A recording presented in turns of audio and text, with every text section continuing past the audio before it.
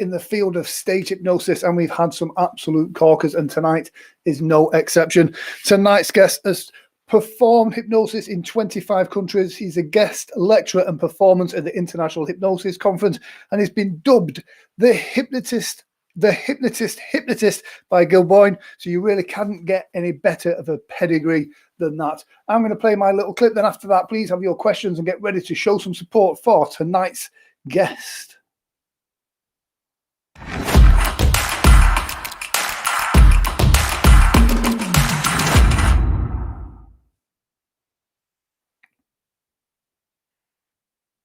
And he is here somewhere. Let me just check.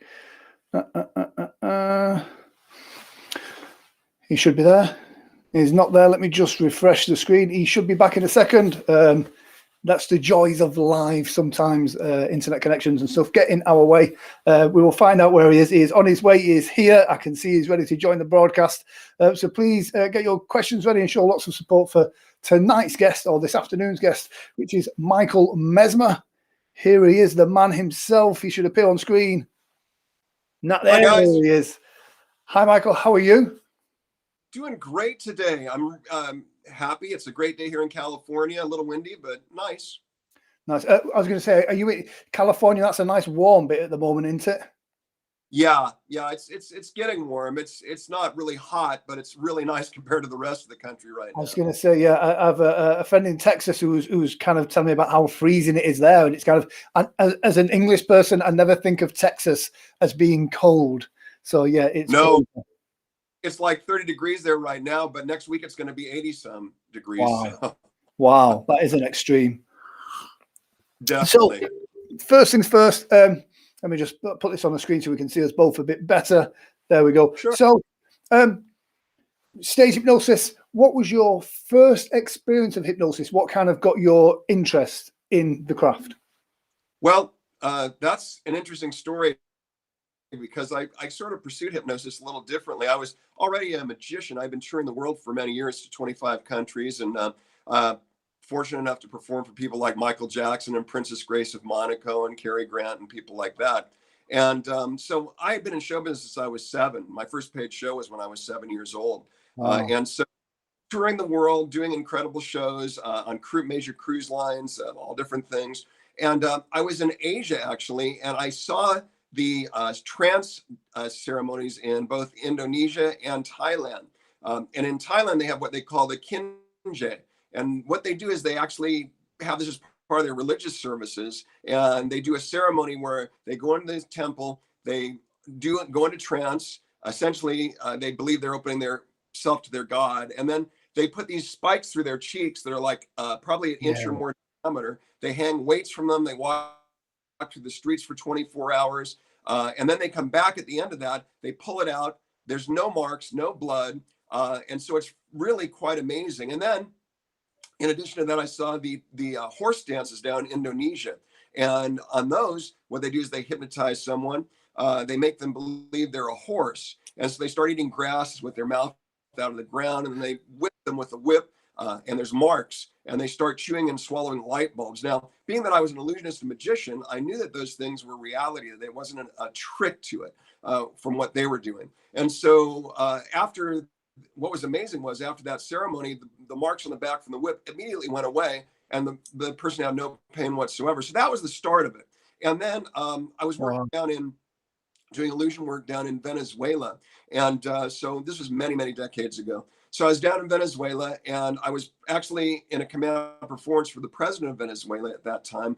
And in that particular event, there was a stage hypnotist named Ima Buma. And this guy was doing all the stuff you read about. He was hypnotizing chickens and all those things that we read about in the old books, right? And but what was crazy was we were on this very high stage. It was probably about 20 or 30 feet high.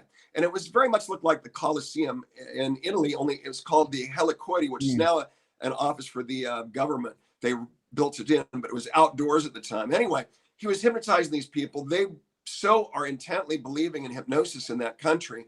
These people were actually in such a trance, they would fall off the stage 20 feet and smash to the ground. And it was insane. It was like something you see out of a horror.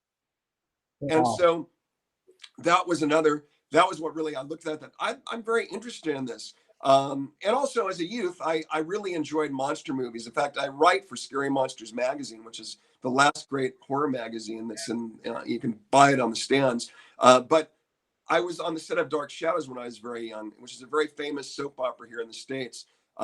Vampires and witches. And so there was a lot of hypnosis on there as well. So it was both the part of it and the reality part of it that sort of combined somewhere along the way. And I decided, I'm very fascinated by this. And then you may know Mark Usick. He's a friend of mine, still is. And anyway, Mark referred me to Gil Boyne School, the Hypnotism Training Institute in Glendale, California. And I took 500 hours of training with Gil, and then I did an internship. And so then I just combined what I knew as an entertainer and combined it with the hypnosis. And that was my jumping off point to doing what I'm doing now. Yeah, I mean, you raised a couple of really great points there as well. And going back to the ceremony in Thailand when they put the spikes through the cheeks and everything, I happened upon that when I was in Thailand. I mean, I weren't expecting it. And one Sunday we were just kind of going down the street, and there was these people, like you said, with literally spikes through their face. Yeah, just kind of walking down the street, and it's a surreal experience. It really is. It was unbelievable. And, for them, it is a religious experience. So, it's a different thing than what we're talking about with fun stuff. But all of it leads to the same road. All hypnosis is self-hypnosis. Yes. All hypnosis ultimately is the same, regardless of on stage, in a trance ceremony, whatever, Yeah. Yeah. Again, one of the things that you do that not many stage hypnotists do at the moment, and it's something that fascinates me, is you do look at the darker side of it, or you have shows that are very much a darker side of hypnosis, more of the paranormal side of stuff as well. And that's some really cool stuff there. So tell me a little bit about that. Well, you probably read that or may have noticed that I do ghost hunting, and I find it fascinating. So yeah, I've been doing, I have my standard hypnosis show, the Transnosis Fun show that we all do. But then I've been doing some other shows that I do at haunted prisons and things like that, that I combine with a supernatural show combined with the hypnosis. So I've been doing a little bit of that, more like you see in some of the old movies. That's kind of like you say, a little bit more on the bizarre side, but fun. Yeah. And so, yeah, I mean, I love ghost hunting. I find it fascinating. It enhances what I do. A lot of people, when I was getting into the ghost hunting, said, well, isn't that going to kind of make you look kind of hinky, being that you're doing ghost hunting? Not actually a great addition to what I do. And it kind of makes it more interesting because people say, wow, that's fascinating. So it's a lot, if you're on an interview or something like we're doing right now, people are very interested in what's happening with the normal. And I will tell you, with the COVID thing happening right now, whether you believe in ghosts or not, I'm not saying that I necessarily believe in it. What I do is I scientifically experience it. I go out and I do ghost hunting, and I have had amazing things happen. And I have seen a full body apparition one time. But what is interesting is with the COVID thing happening now, so many people are dying so quickly. They're not being able to be buried. They're being held back in freezing units. And there's a lot of upsurge in spirit activity right now. So that's a really cool thing too. Not for the people, but for ghost hunting. Yeah. I mean, I think it bridges that gap a little bit because, like with hypnotherapy, which is all very serious and very, the clinical side of things, and comedy hypnosis shows, to have something that's in the middle that is, scientific in nature as such, and not so much based on making people laugh, but more about giving them an experience of, something. So yeah, that's really great. Well, that's kind of what Erman McGill, who was one of my mentors. I knew Erman very well. Yeah, and he did an angel show.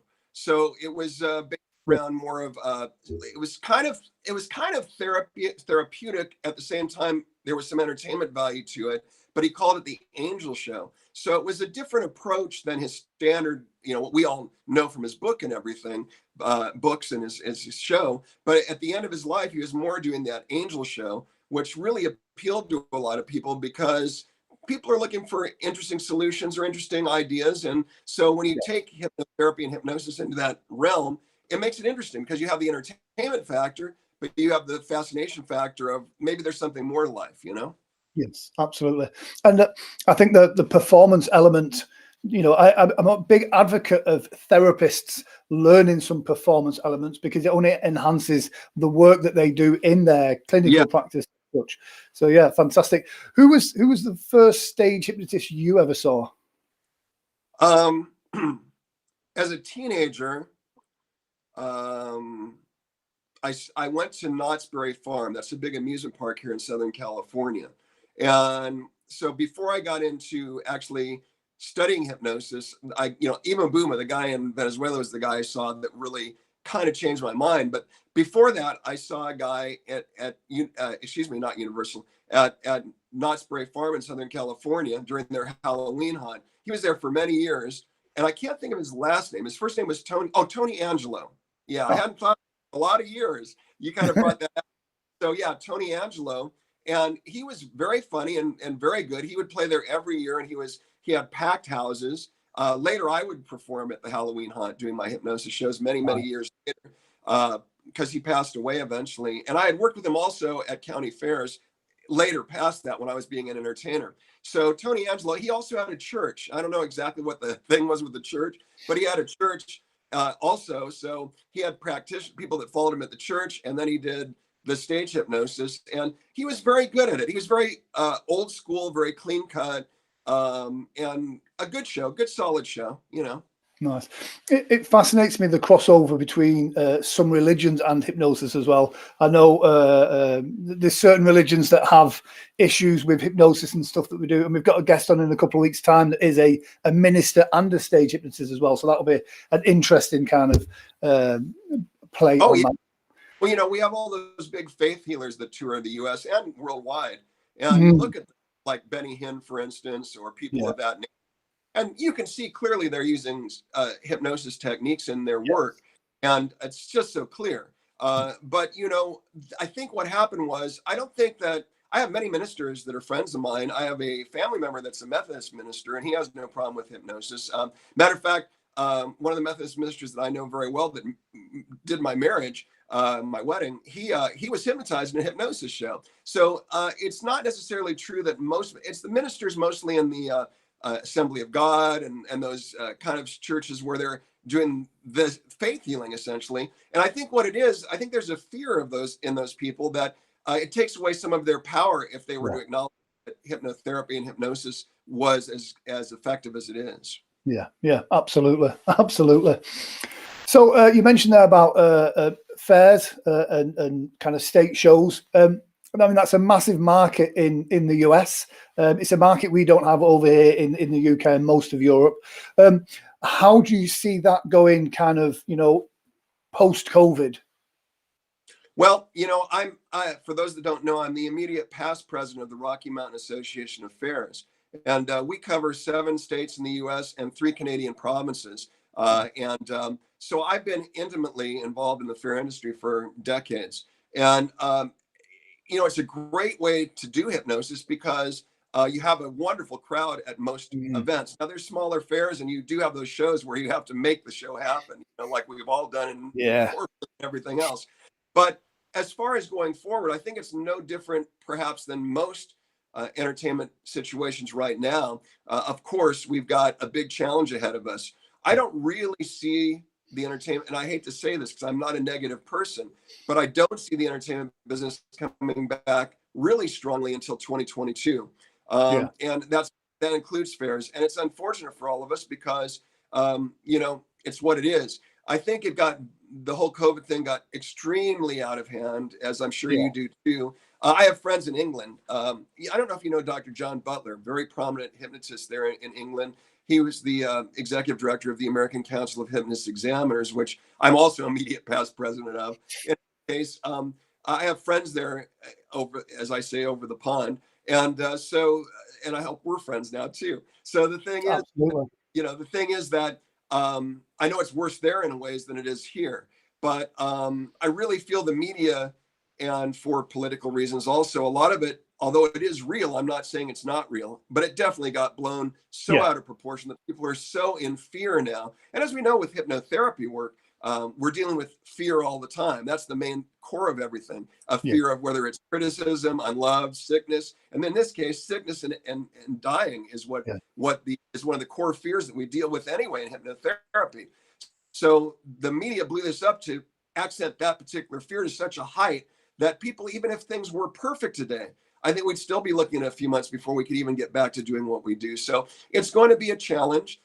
People like myself, I'm working a lot on doing my Hypnosis program, helping people get past finding exactly what we're talking about, having them get past the COVID issue as quickly as possible. And so I think that's where it's at. We're going to have to look at alternate avenues of income for at least probably another 8 months to a year, which is unfortunate. But like I said, even if it was totally okay right at this minute, I think people, because they have the deep-seated fear now from the media and the bombardment of the media and the suggestions of the media, that it's still going to take a while to get out of this darkness. Yeah, absolutely. Jeff Bennick says, he says hello, but he also says he loves doing fair shows. So, yeah. I mean, Is that Greg Bennett? Jeff Bennick. Oh, Jeff Bennett. Okay, yeah. Hello. So, yeah, you kind of talk about the COVID situation. Where do you see, like, I don't know if you do it. I know some guys are doing it, but the whole kind of Zoom online hypnosis sessions. On therapy, I completely understand it. Do you see kind of stage shows, entertainment hypnosis working well online? You know, Grant, the thing is, I believe anything's possible. I've thought about it. I've tried to put my head around it. I really haven't been able to find a way to do that properly. And there's several reasons. Because first of all, when you're on Zoom, you have all these little faces. So how do you keep an eye on everybody? How do you make the show flow so that everybody's interacting? It's really a challenge. In addition, should your video cut out? How do you keep the flow? What happens then? Which does happen. I mean, I've been on thousands of Zoom meetings since this thing happened, and I've learned a lot. But it's still a very the medium itself is still very unpredictable. So I think it could be done. I don't believe that anything's undoable or impossible. For me personally, I still haven't been able to quite figure out. I have a good friend that does magic, which is fine. It works well. And so I have done some magic stuff myself that way, magic shows, and that's okay. But with a stage hypnosis performance, having all those faces to keep an eye on, I still haven't quite got my head around it. But I'm not certain it can be done. And by the way, as far as fairs, I forgot to mention, I am doing some fairs this season. Nice. I have one next month that I'm doing in Texas, and I'm also doing several in Montana, Colorado, and Washington this summer. So there are some venues that have the guts to just move ahead. And last summer, even COVID, I did 3 major fairs in July and August. So I did do fairs right in the midst of the main thing of COVID. So there are some people that just, South Dakota is one of them. They don't, in the United States and South Dakota, they've just gone on just like we have continually, regularly. They acknowledge COVID, but they're living their lives. They're not. I went there, nobody's wearing masks, everybody's hugging. So it's hard to believe, but it's true. And I encountered hundreds of people in my shows on stage, and I'm healthy and happy. Praise the Lord. So I saw another hypnotist post on Facebook over the weekend in Florida. And it was a picture of a bar on the pier, I think it was. And there was a concert going on. There was a band playing. There was people dancing and hugging. And it was just like, wow. If ever there was an advert to move to Florida, that was it. So Jason Simmons has a quick question. He says, hi, Michael and Grant. I hope you're both well. How have you pivoted to generate an income whilst not been performing live? Well, that's a good question. It's not easy. As an entertainer, primarily most of my career, having that cash flow shut off is difficult. I will say that in America, we've been very fortunate in the sense that they have provided unemployment for gig workers. And so that's good. So we've had that. So far, we've had $1,800 that they gave us in just to hand out to everyone in the United States. But also, I got a grant from the government that was a grant for $1,000 that just was free money. And then in addition, unemployment generally has been about roughly $600 a week since they started that. So, you know, you're looking at 2,200 or something a month that you're doing, you Oh, know. wow. So there's been that support as well. And then I've been doing other things, like I say, doing my therapy online. And so that's Yeah. been helpful because I have a good following that way. So you combine all of it. It's not so bad. It's not what I normally make. I mean, normally I'll make all Yeah. that in one night, you know, but Well, oh, yeah. but it's just in a good corporate event, you know, but it's been enough to survive, you know, enough to survive and make things flow. So. Yeah. Moving from the corporate stuff, I remember I was on a thread with you on one of the groups a couple of years ago, talking about stage wear. I'm always a big believer in kind of suit, shirt, tie, and Yeah. what you wear on stage is important. You're probably one of the only few people who I think absolutely smashes the exception to that rule. You've always got, I mean, depending on the show that I've seen, you've got a great selection of designer T-shirts that rock the stage. Tell us about your stage wear and how important is image when it comes to stage hypnosis?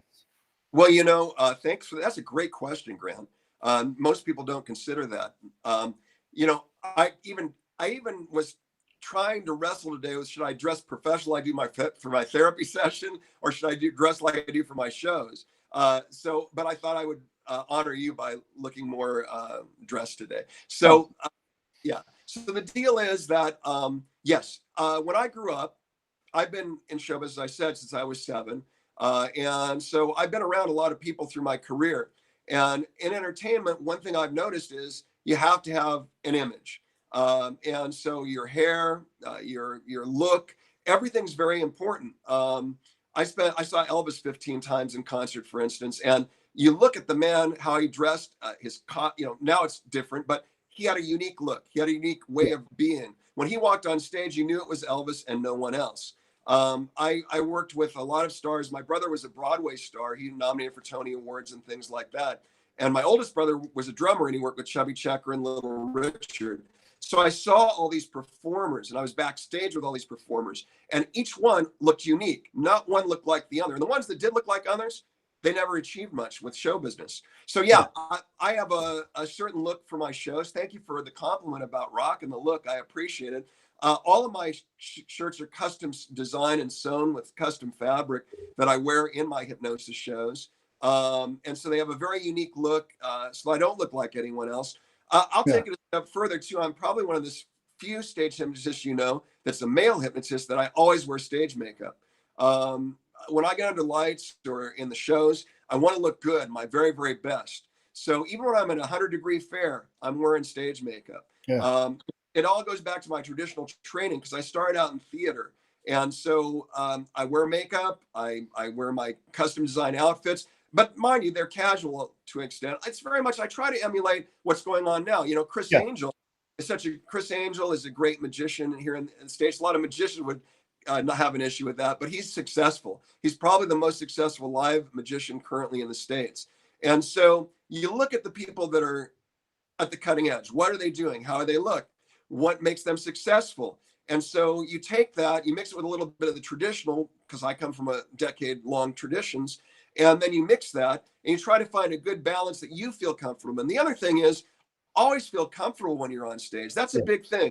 You know, some people feel comfortable wearing a tie. That's how they feel best. So cool. But, you know, for me, I really don't like ties because I worked for 8 years on cruise ships and I worked all over the world on ships. I was also a cruise director for many years on some of the major lines. And so I always had to wear a tie. The minute I stepped out of my cabin, the minute I went back in the cabin, tie, and jacket. So I got to not liking that look very much. Or feel it. So I do wear it on occasion, especially when I'm doing therapy, because I learned from Gil Boyne, always have the tie for authority when you're going to do therapy sessions and always look that way. It gives you that authority with a client.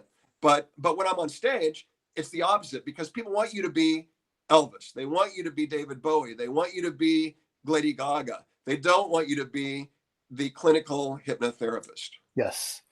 And that's there is a few exceptions to this, but there's a lot of the successful stage hypnotists that have been on this show all kind of come from that performance background. And you know, a lot say the same when a hypnotherapist becomes a stage hypnotist. Sometimes they bring the the therapist with them, and that's not necessarily right for stage. You know, there's some people that disprove that theory as such. But yeah, I think, you know, in my opinion, to be a good stage hypnotist, a good performance hypnotist, it's that entertainer, that performer first, and then the hypnotist second. It should be. It should be, because you're doing it. You're an entertainer at that point. You're using hypnosis as your modality of perform, you know, to entertain people.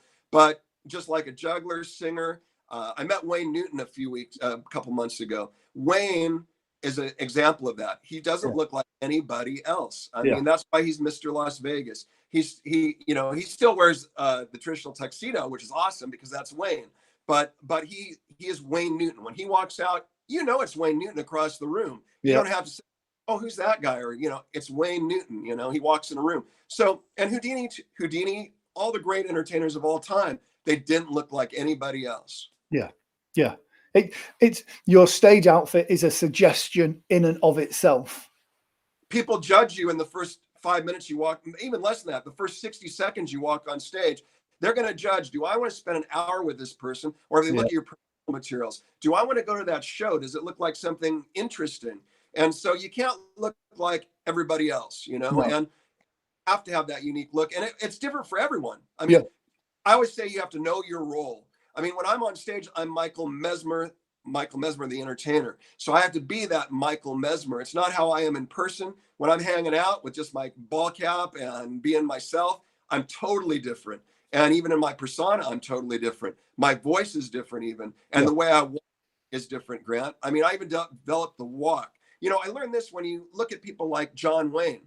John Wayne, one of the probably most money-making stars of all time in film.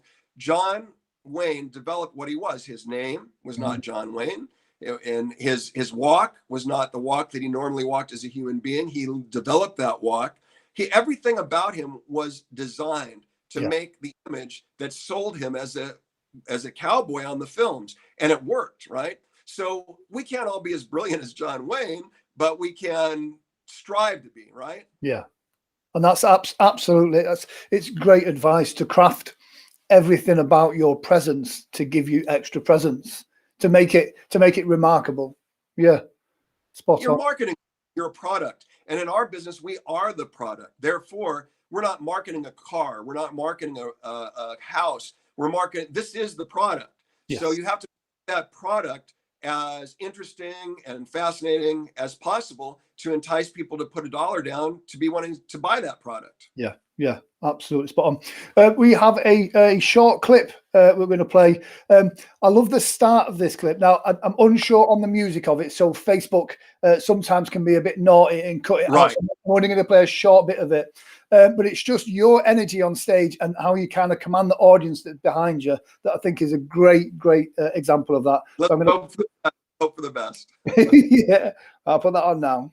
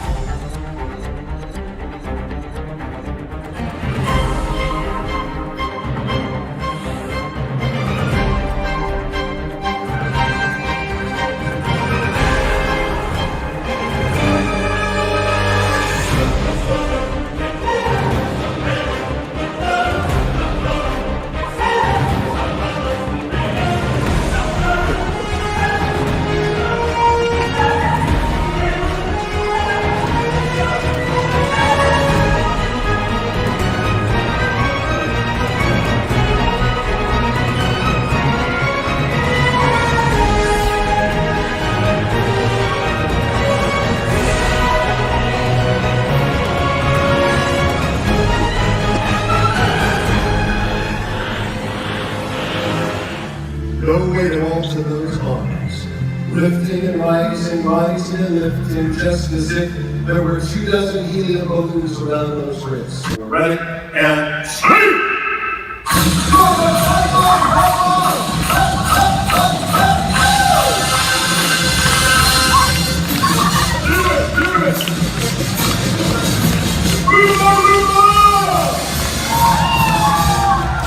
It's just so sad!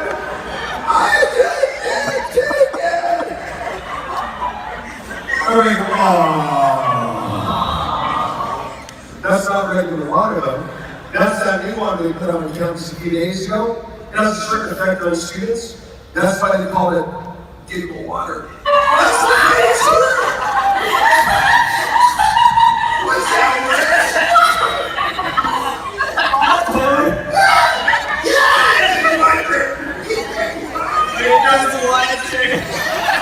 It's just freezing.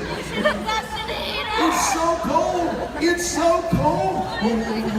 Your feet are freezing. Your legs are freezing. Body heat's the only way. Body heat. Oh! It just smells terrible. It just smells terrible. It's getting worse. They're dripping sweat on you too. They're dripping sweat all over you. That sweat's coming down and it's just dripping on you. Oh yeah! Come on now, do smash, do smash, come on! Do it, do it! Yeah! Do it! What? There we go. Yeah, there's some great energy there. Yeah, I had to knock the sound off because sometimes when it plays through my microphone and then comes back round and causes an echo. Yeah. Fantastic energy on stage, really good energy. And I love the way that you control the audience, even from behind the subjects, and you just, you're encouraging them to just, clap along and do those things. And you're not doing it from center stage, you're doing it from behind the volunteers, and it just raises the energy of everyone in the room. So, I mean, tell us about that particular show. Where was that? It looked like a great stage. I think that was at a club, a private venue that I do here in Orange County in Southern California. I didn't see it play, but I think that's the one we were looking at from the sound of it. So it's a beautiful venue, and it's set up. What's beautiful about it is it's set up to do grad nights, for instance. And it set up the whole grad night season, and it has the incredible lighting, tech, all of that stuff. And so they bring the schools there, and it's set up all the time. So it's like a venue that's permanently set up. And I've been very fortunate because the gentleman that runs it thinks I'm the best at what I do. And so he has me do all of them in that venue, which is really fun because it's like being in a regular place that's your home. You go in every day and you do it, and everything's perfect, right? Yeah. The sound, the lighting, everything. So yeah, that's where that was. But I will tell you, a lot of people wonder how I approach, because it brings it up from what you were showing. And it may be a question you were going to ask, but people ask me how I approach structuring my show and how that works. Some hypnotists that do stage shows come from doing comedy, so they have a different approach that way. Some from theater, some just got into it as being therapists, like you say, and sort of are finding their way. My show, and I think what makes it sort of unique in a way, is it always has a beginning, middle, and end. It's always a theme. People say, well, they kind of go with whatever direction works once they get into the show. They'll go to this bit or that routine. My shows, once I start the show, I'm going to do that show through the whole performance. So they're theme shows. So this is part of the success that I've had working with a lot of venues, because when they have repeat audiences, the show is literally different each time in theme. Obviously, there's certain bits we always do in the structure of things. And so it's just a matter of tweaking them to a direction that's a different theme. I'll give you one theme that I do, for instance. I'll do a trip to Sturgis, which is very popular. And it's riding motorcycles. It's all of that. And so, we do the motorcycle riding, then there are river dancers, et cetera, et cetera. But the thing is, there's a beginning, middle, and end of the story. That's what makes a good film, and that's what makes a good show for me. People just go into random bits and end up somewhere at the end. Some people are brilliant at that. That's not my skill set. My skill set is writing a show that I don't do. I know the big term in hypnosis, stage hypnosis, is skits. Yes. I don't do. I have a routine that has a plot that throughout has a plot. There's routines within that plot that lead to the culmination of that storyline. And that also always highlight that another difference is I'm always highlighting everyone. I don't just work with a couple of people that are really somnambulistic or deep or really, I don't think that's fair to everyone. And I don't think that makes your audience build. I like to use the entire group, no matter if I have good people. I'll go to them occasionally to add a accent to whatever I'm doing, but I don't focus on them while everybody else is sitting there, not doing anything. Because you have to understand that when you bring people on stage with a hypnosis show, the power of it is that all those people have people with them. So if you keep all of them busy, then the audience is going to keep busy reacting all the time, and you're going to have a more impactful show. So the people that, oh, I've got a couple good people, like even in a corporate event, we know it can be pulling teeth sometimes. So in that situation, yeah, you're going to maybe have one person that's really great, but the minute you start focusing on them, the audience will start losing some of their focus because they want to see all their other friends doing what they're doing. So I find it very important to keep everyone involved. And in doing that, they're my cast. I've cast them for my show. This is the only show in the world that you cast, you direct, and you perform in 1 hour. Yeah. It's amazing. It's really an amazing theatrical experience when done correctly, because who else can cast a show with the proper performers, direct them, and then in turn have them perform that show in 1 hour? That's amazing. Yeah. And that's the power of hypnosis. But really great point that you picked up on there. And I don't think anyone's kind of mentioned that before now. And it is kind of that if you highlight the people that aren't necessarily, the best subjects on stage, but because people in the audience are with them, the audience responds because of that. That in itself gives that more energy and the positive reinforcement to that person to perform better, which makes them more animated, which makes a better show. Yeah, I mean, you bring along the people. The more important people on that stage are the people that are not deep in hypnosis, because they're the ones that you have to reinforce and bring along. The minute you start neglecting them, you then make them even be less deep in hypnosis or less hypnotic responsive. So they're the people you've got to focus on. The other people take care of themselves, so you don't need to worry about them. I would tell you something too, Grant. A lot of people don't realize the complexity of a stage hypnosis show, because we're not just up there as a singer would be, entertaining an audience. You have three dynamics of a stage hypnosis show. You're entertaining the audience. The people are entertaining the audience. Also, you're entertaining the people you're hypnotizing. So you have all of that happening at once. You've got to keep entertaining the audience. You have to have them entertain the audience and not get in the way of that. And you have to entertain the people you're hypnotizing and working with at the same time. So 3 different groups you're working with, entertaining all at once. It's an extremely complex. People often write off stage hypnotism as a thing. Other entertainers don't respect it sometimes because they think, well, you're not a singer, you're not singing opera or whatever.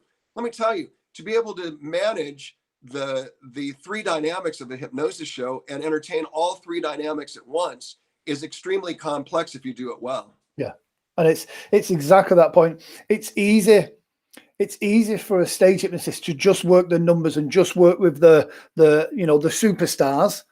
But like you said, that's how you lose the other people that were there, but they just needed a bit more work.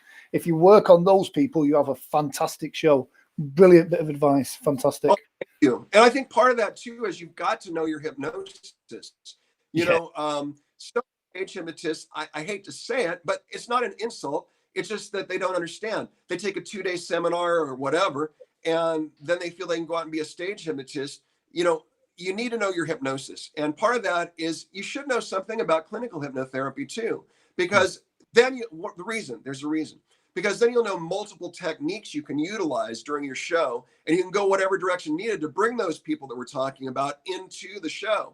If you just do a stage hypnosis training, most times you may learn some rapid induction, and most people don't have the guts to do that. And then you'll have the fractional version. But you have to know the multiple deepening techniques and multiple induction techniques, so that if you're in the midst of a show and you've got these people that are not quite where you want them, you can continue working with them off mic or even on mic, and yet you can drag them into it, because you can find how to the critical factor go aside and you can bring them into it. But you have to know all the techniques, or not all, but as many as possible in your toolkit to be able to achieve that and make every show more successful. I rarely have more than 2 or 3 people that I send back to their seats. I don't bring up more than 13 people. That's my lucky number. So I bring up 13. Out of those 13, I generally keep 9 or 10 people. The rest, there are always 2 or 3 I will send back, just because I don't want to distract from the flow of the show either. That's one, you try to get everybody involved, but in the end, you also don't want to interrupt the flow, because that takes away from the entertainment value. So there's a fine balance there. Yeah. And I've always been a believer on you've got to send at least one back just to kind of, again, give that suggestion that we only want the best up here. You know, by being left up here, then you are good. You are one of the best. So, you know, and it adds a reality to it. I've often said, because I work in the magic business too, and so with the mentalists, for instance, a lot of hypnotists are mentalists. They do mental shows as well. But the mistake they make is all their predictions are always correct. Everything's always exactly right on. Then people no longer believe that that you can read minds or that you have a mental ability, because now you're like a magician. Everything is a magic trick. It works every time. Yeah. So it's the same as what I was bringing that in to refer to what you're discussing. By sending back one or two people, it validates that it's a real thing, that it's not a phony thing, that you're not faking it, and that these people on stage are not stooges. It shows reality to it, and it actually strengthens the hypnosis show. And that's what you were saying, and I just wanted to reinforce your statement. Yeah. One of my favorite type of volunteers is the person that is struggling with the suggestion. You know, that they're there, they've heard the suggestion, the trigger's happened, and the audience knows that this person doesn't think that it's real, but the music happens and they go to start to dance, but they're fighting themselves, and then they give in to the suggestion and perform it. That to me looks so much better than someone that goes straight into it and goes straight into a ballet routine, because like you said, it's the imperfection of it that adds a bit of drama to the, is he going to do it? Is he going to do it? Oh, he's done it. Yes. Yeah, absolutely. Right. You're absolutely right. You know, and I will tell you another thing that's kind of interesting about me. If I have people, I bring them up, and I do old school because I was trained by Orman and Gil. So I bring people up, I do a suggestibility test usually at the beginning, or I call it a waking dream in my show. I reframe it in a different way. But when I do those, if someone's really good and really doing it and too good, I'll always excuse them. I don't want those people on stage. It makes the show easier, but it invalidates the validity of what you're doing as a hypnotist. So I could keep them in and make the show easy, and I could phone the show home, but I don't do that. And I purposely, they're up there and I'm doing the light and heavy first. If they quickly do this and they're, I don't want them. Yeah. I want the people that are going to be really striving to achieve hypnosis. And then the challenge is to see how to make that work well. So for me, it keeps me on my toes also. It keeps me good at what I do by not keeping those kind of people in the show. Yeah. Yeah, absolutely. If you were to give one tip to a new stage hypnotist, or, you could give to yourself when you were starting out, one tip, whether it be on the performance side of things or even kind of pre-talk, what would that tip be? There's a lot of ways to approach that question. That's a big question, Grant. I think are you asking what would be the most important tip on being successful in stage hypnosis? Yeah, kind of as a performer, we know you get all your bases covered. There's the stuff that's in all the books. There's the stuff that's on all the courses. And then there's the stuff that you do a show and you go, shit, I've learned something tonight. This has happened. And you have a realization. It's, what is or was that realization for you? What do you think is an important nugget that is kind of missed off? Well, I think something I don't read in most of the books or most of the trainings is when you look at people that you're working with on stage as your stars of your show, the people that really make your living for you, you should always look at them as if they were your brother, your sister, or your mom and dad. I at any of the trainings or any of the books, they talk about, as you say, the nuts and bolts, how to achieve it, all of that. They don't talk about the morality and the way that you should approach what you're doing. If you wouldn't want to do something with your mom, dad, brother, or sister, or your wife in that seat in front of you, don't do it. Yeah. If you don't respect them as you would if they were your mom, dad, sister, or brother, or wife, then you're doing something wrong. It's through respecting the people that make your living sitting in front of you on that stage. I'm not saying you can't get goofy and crazy. Oh, of course, I don't want to get too serious on it. But what I'm saying, and I'm saying though, value them, respect them. They are the ones that put the money in your bank account. Absolutely. More so than the audience that watches you. It's the people sitting in front of you on that stage. So you have to have a certain amount of respect. And for me, I love those people because I love that they care enough to be in my show and trust me enough to be up there. And in doing so, help me support my family. So always look at those people like a family member, a good family member, not the one you don't like. Yeah. Yeah. And have that respect. And if you do, you're never going to go wrong. Yeah. When you said that, it just reminded me of a very early on a situation that I was in. I was doing a holiday park, and the booker had booked me for, it's probably 5 shows. And on the second show, the star of the show was this slightly older, not too old, slightly older lady who was the star. At the end of the show, I was talking to the booker, and he went, I was nervous for a moment. He says, because that's my mum. And he says, and if you'd have done anything to kind of embarrass my mum, he says, that would have been it. And it was early days for me. And that was exactly one of those moments where you go, do you know what? Always be careful of the people that you've got up on stage, because you don't know who they're with and how things are going. It's so true. That one person could make you a career. I mean, it's, you know, so if you're just strictly wanting to do, I think that's the biggest thing that troubles me about a lot of the new people getting into stage hypnotism is they're in it just because they want to make money. They're not in it because they love hypnosis or love performing necessarily, but they certainly don't, they lost their corporate job or they did something else. They did something else. And there's nothing wrong with that. But if you're into it, be into it because you love what you do. You know, in life, Grant, if you love what you do, you'll never work a day in your life. So don't do it for money.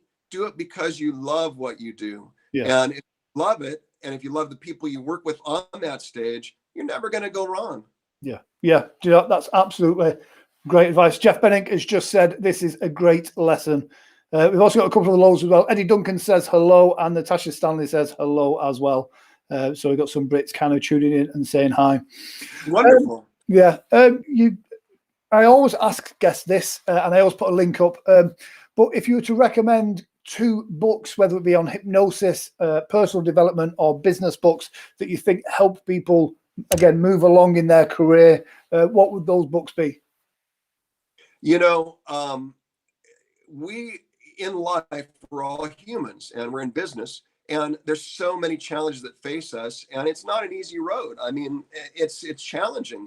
And especially more so than ever, there's more stage hypnotists and performers than ever in history right now. So one book that I have always been inspired by and always guided me is Tough Times Never Last, Tough People Do by Dr. Robert Schuller. Oh, let me write that down. Yeah. What's great about it is he gets right down to a lot of very important thoughts on success and in life and succeeding and not letting go. It's Tough Times Never Last, Tough People Do by Dr. Robert Schuller. It's available paperback, I believe, on Amazon, but or if not, you can find it on eBay. But it's a great one to inspire. As far as hypnotism, you know, it really comes back to Orman McGill, honestly. I mean, you can go to the class. Now, what I have all versions of it, but the one that was produced in England, the Encyclopedia of Hypnotism by Orman McGill, that's really the final word in everything. You can go through there. You can, you know, for many years, I carried the paperback version in my suitcase when I started out in hypnosis shows. Even though Orman had trained me and Gil had trained me personally, I like to refer back to it. But in that book, for instance, I think one of the most valuable things in that book, beyond everything, is Pat Collins' opening talk for her show. Yeah. That talk, it's like with therapy to work too. It's what you do before the hypnosis, not during, that really makes it happen. Yeah. Because the key thing in hypnosis is opening the imagination. And so you need to open that. That's the first thing that has to be achieved for any part of hypnosis, whether it be therapy or stage. So that opening talk of Pat Collins was quite brilliant, actually. And if you don't have the encyclopedia, it's hard to get now because it's no longer produced, but it's available out there. But get that Encyclopedia of Stage Hypnotism by Orman McGill. And I recommend really read through that opening, because Pat Collins covered everything very succinctly that you need to say at the beginning of your performance, and did it in a really excellent way. So that's a major jewel in that book. Yeah. So David Banfield has just said, great interview and great interviewee. Thanks. There we go. So what's next for you? Where do you see, in fact, something I do often ask, where do you see hypnosis going in the future with the likes of stage hypnosis versus TikTok and YouTube? And, you know, you see a lot of guys putting short clips on these platforms. You know, where do you see that? Do you think that's a good thing for the industry? Well, it all depends on the individual doing it. I mean, that's the thing. I do a lot of that. I'll tell you, Grant, one of the biggest things that happens to me very quickly is, we're out in the public doing our performances, right? And so a lot of times when I'm in small towns, when I'm doing fairs or something like that, I'll walk into the local burger place, McDonald's, whatever, and people will actually challenge me. Bruce Lee was one of my all-time favorite inspirations. I actually did a movie with Chuck Norris later on called The Octagon, and I talked to him about Bruce a little bit on that film. I did a lot of film work in my early career. And so Chuck was telling me about him, but what inspired me about him is, even when he's on the set of Enter the Dragon, he would be challenged by extras and people on that set to fight them on the spot because they wanted to steal his fame. So they thought if they could beat him on the set of Enter the Dragon and promote it, then they would be the next big martial arts star. So it's not quite the same thing, but when I'm in McDonald's or somewhere where I'm performing, oftentimes I'm challenged to hypnotize people on the spot. And I relish that challenge. I love it. So I'll do a rapid instantaneous, or I'll do one of the demonstrations where he makes some of the more simple demonstrations where I make someone not be able to swallow or something like that. I'll do whatever is needed, but I'll accept that challenge on the spot. And I tell them, go ahead and video you guys that are, they're usually a gang of kids or people. I say, video it, post it everywhere you want, and I'll go right into it. And so I think there's a value to that because it connects you with this generation. And also, in addition, it shows your skill as a hypnotist. So I think my answer, I guess, is if it's done right, it's awesome. If you do it, and I see a lot of people go on doing hypnosis things, and they're not done in that fashion. They're done more as a gimmick. They're done in a way that you're not really showing hypnosis in its raw state. You're more doing a staged kind of a faux hypnosis thing with people that you've set up. And you can always tell that. You can always tell when it's set up. So if they do that kind of thing, I think it devalues hypnosis. But if you do what I'm doing, I'll take any comers. Come on up. You want it? Do it, So that will elevate it. So the answer is, when done right, anything is valuable. Brilliant. And for people watching this on the replay and the catch-up, don't forget to go over to Michael Mezmer's YouTube and subscribe to his channel as well, and follow him on his social medias. Whilst we're speaking of YouTube and subscribers, I was looking at my stats for this show the other day, and 75% of people that watch it aren't subscribers, which is great. But if you're watching this and you don't subscribe to the channel, go and subscribe now, please. And we always have fantastic guests. Great. Yeah, your videos are great. They should get on it right away because there's a lot to be learned. A lot of good people on there. Fantastic. So yeah, thank you very much for coming on the show. It's been a really great chat and some absolute nuggets of information on there that are brilliant. So thank you very much for coming on, Michael. And where do you have any plans on coming over to the UK anytime soon? Not right now, obviously, but someday I do want to come because I really want to do some ghost hunting over there, actually. So I hope I get booked. I would like to come across the pond and do some ghost hunting. There's many incredible locations there that I'm just dying to explore. Brilliant. Well, if anytime you're over here, let me know and I'll make sure you are looked after. So guys, thank you very much for watching us. Like I said, go subscribe to the channel, go follow Michael on his social media as well. And I shall see you next week, guys. Take care.